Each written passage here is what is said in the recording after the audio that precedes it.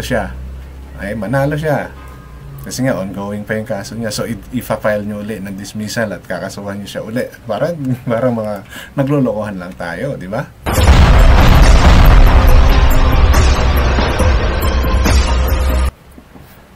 Despite of all those accusation, evidences, tumakas, di ba? Tapos, mayroon pang international news na itong si Alice Go ay spy. Pero may karapatan pa rin siyang tumakbo as a mayor sa Bamban, Tarlac. Nakakatawa, pero yun yung batas ng Pilipinas eh. Diba? Hanggat wala pang declaration or disqualification sa kanya, na perpetual disqualification na kung saan pinoprohibit siya o na hindi na pwedeng tumakbo o kumuha ng kung anumang posisyon sa gobyerno, eh, tuloy-tuloy ang kanyang pagpa-file kung magpa-file man siya. Diba? Sabi nga nila, you're considered innocent unless proven guilty. Diba? So, bago po ako magpapatuloy, welcome po sa aking channel. Kung bago pa lang po kayo sa aking channel, please don't forget to like, share, and subscribe na rin po, and pakihit ng notification bell para maging aware kayo sa aking mga upcoming content. Any suggestion, recommendation, or opinion with regards to my topic, please leave it on our comment section. Okay? Issue lang tayo, walang personalan. So, ito na nga. So, naging maingay at matindi, matindi ang abogado rin ito para hindi salungatin yung kagustuhan ni Alice Guo na tumakbo uli ng pagka-mayor sa Bamban, Tarlac. And sabi pa nga niya, mas magandang araw yon para, di ba, makita niya kung gaano ba siya kamahal ng mga taga-Bamban. Of course, di ba, kung naging maganda man yung pakikitungo niya sa mga taga-Bamban, di ba, sa mga supporters niya ron, eh, hindi po yun ang question eh. Ang question po dito is yung ginawa niyang pangloloko at i-proven espiya siya ng China. And alam nating lahat kung paano binubuli ng China ang Pilipinas. Hindi po ba? Kitang-kita yan. Ilang beses na winater tank ang ating mga sasakyan sa dagat nitong mga Chinese na to, na nanduroon tayo sa teritoryo natin na pinipilit nilang angkinin. Di ba? So, kahit na anong ganda pa yung nagawa niya, nanloko siya. Falsification ng kanyang passport na kansilado na. Diba? And I think it's not enough ground para hindi siya pagbawalan na tumakbo sa pagka-mayor. Pero, di ba, hindi ba considered yun? Tinanggalan ka ng passport eh. Parang isa sa karapatan mo yun bilang isang Pilipino. Di ba? Na hindi mo na na-enjoy. Di ba? So, yung isi-share ko po sa inyong video is just showing or explaining kung bakit pwede siyang tumakbo. At ini-encourage siya ng kanyang abogado na tumakbo. So, let me play po this video. Mayor Alice Go, whose real name was revealed to be Go Huaping during a congressional probe into Philippine offshore gaming operators, will run for re-election as Bamban. Na-dismiss na siya as vice mayor, di ba? Because of those accusation, yung mga pinaratang sa kanya, yung mga pinagagawa niya, di ba? Yung sa Pogo lang, diba? Ang dami. Tapos pwede pa rin siyang tumakbo. Diba? Is it because kasi nga hindi pa proven guilty? Eh bakit nyo dinismiss siya as mayor? Diba? Eh kasi meron na siyang kinakaharap na mga kaso. Pero allowed pa rin siyang tumakbo. Doon ako, hindi parang ang gulo, diba? Na dinismiss nyo siya as mayor, pero patatakbuhin nyo pa rin siya as mayor.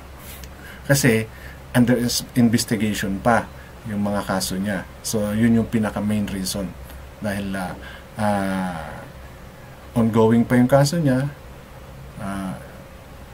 inosente pa rin siya unless proven, hindi po ba? Pero dismiss na siya as mayor.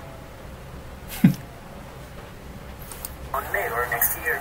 In an interview at the Department of Justice on Friday, October 4, Go's legal counsel, Attorney Stephen David, says that Go will be running for mayor of Bamban, adding that she will file her certificate of candidacy for the mayoralty bid next week. According to David, Go's possible re-election bid will determine whether or not she still deserves to hold a government position. Maganda kung tumakbo siya para malaman natin ang mahal pabasya ng tao. Diba? Okay, with regards doon sa lugar niya, di ba? Sa Bamban, may possibility talaga na mahal pa siya ng mga tao doon. Lalo na kung maganda yung pinakita niya, marami siyang proyekto, marami siyang mga tulungan, marami siyang napaayos, di ba?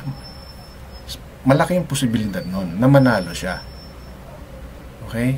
But ang problema kasi, hindi lang yung Bamban Tarlac ang niloko niya, buong Pilipinas. And considering na talagang hindi siya Pilipino.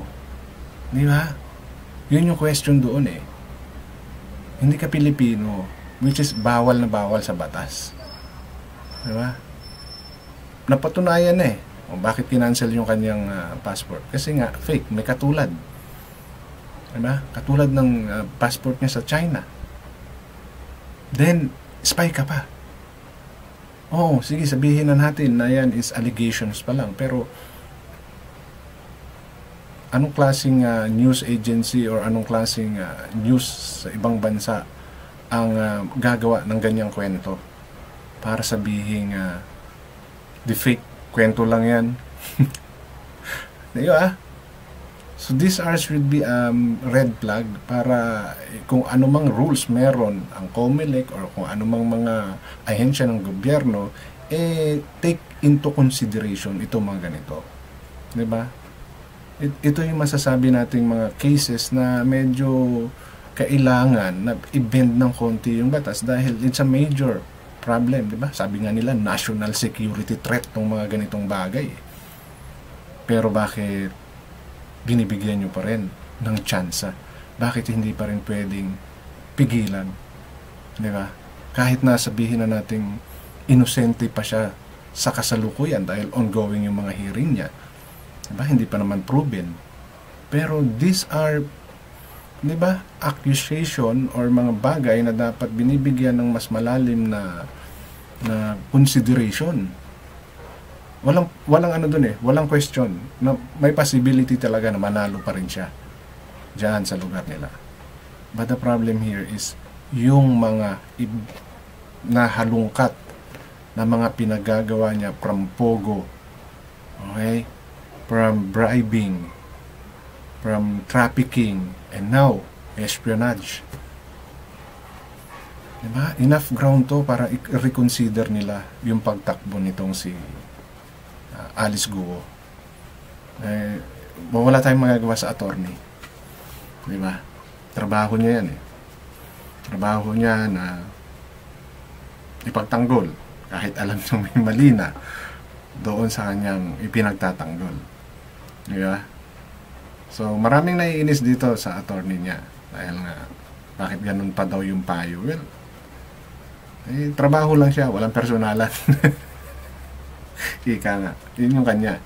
Kung ano man yung masasabi ninyo against sa kanya, wala tayong magagawa. Nanduroon lang siya sa parte na trabaho is trabaho sa kanya. So kung mali man niya to hindi, patunayan ng mga taong nag-accuse sa kliyente niya na mali siya. Diba? And kung pagbabasihan talaga natin yung batas na umiiral in accepting yung mga gustong tumakbo, diba? Pasok talaga. At ang COMELEC, tatanggap lang yan ng mga aplikante kung yan ba ay pumasa doon sa criteria nila.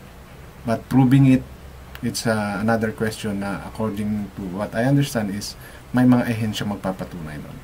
Ang COMELEC, sabi, is just, they will just accept yung mga application. And based on the criteria o rules na meron sila, pag lumusot yun, tatanggapin nila. Diba? So, yung mga ahensya ng gobyerno nating mayroong jurisdiction in proving na spy, hindi siya Pilipino, yun yung gagawa nun. Ngayon, oras na mapatunayan yun, saka palang makakancel ng COMELEC. Yan yung pagkakaintindi ko. Kasi right now, maraming negative publicity, marami rin na nagsisympathize, marami rin na sinagawang mabuti sa bayan ng Bulacan. Marami pa rin nagmamahal sa kanya. So yan, kung bigyan siya ng pagkakataon, para naman naman ang bayan, hindi siya ba talaga ito ang pagkakataon? David also says Go is confident to win the election once she runs as mayor, since there are many people pushing for her to run. David further says Go has not met any of her constituents in Bamban since she was detained, but he adds that Go has received plenty of sympathies from them. Hindi talaga mawawala yan. Sigurado yun na maraming makikisimpatya sa kanya at lalo na sa lugar niya. Kaya sabi ko, mananalo yan. Malaki ang possibility niyang manalo. Diba? So paano pag nanalo yan? So magkakaroon ulit siya ng power. So ano ulit? I-dismiss siya ulit. Kasi, diba? Let's say, manalo siya. Ay, manalo siya. Kasi nga, ongoing pa yung kaso niya. So, i-file nyo ulit ng dismissal at kakasuhan nyo siya ulit. Parang mga naglolokohan lang tayo, di ba? Di ba? Kasi, sa tindi ng bagal ng justice system dito sa Pilipinas, may possibility na aabutin yan ng election day. Eh, paano kapag nanalo? Kakasuhan nyo sila uli. Diba, parang may problema. Diba? So, dapat, yun yung mga, sana, maisip nila.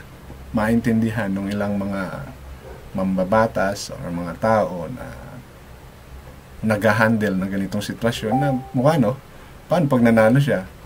Kakasuhan na naman siya. Tapos i-dismiss siya uli. Puta. Di sinayang nyo lang yung mga resources na igagamitin para dyan sa pagtakbo nyo na yan. Siyempre, kakain nyo ng mga resources pa rin ng gobyerno. Tsaka anong naging silbi ng mga hearing ninyo, ng mga pagpapatunay ninyo na kung manalo man siya, i-dismiss nyo uli. Pag nanalo yan, di mas nagkaroon ng naman yan, control. So, paano na naman yan? Paano nyo na naman na kakasuhan nyo na naman uli? So, yun yung sana, yung mga makita na talagang dapat mabigyan ng special na attention ito. Kasi, espionage is not, di ba? Hindi siya isang bagay na dapat nating baliwalain. Security ng Pilipinas ang pinag-uusapan natin dito. Oo, alam naman natin na mag nakipag-away sa nila, wala tayong laban, pero diba, have some pride na pinapasok na tayo ng hindi purong Pilipino. Binibigyan nyo pa ng tsansa. Di ba? Hindi ko lang alam kung sa ibang bansa ganito rin yung batas. Masyado tayong mapagbigay sa human rights. Yeah. Human rights niya raw yan na bumoto or tumakbo uli kasi hindi pa naman siya guilty. So may rights pa siya hanggang sa mabigyan siya ng verdict na guilty siya, doon pa lang mawawala yun. Pero as of now, inosente pa rin siya unless proven guilty, sabi nga. So yun lang po yung gusto kong i-share sa video na to. And issue lang po tayo, walang personalan. Maraming salamat.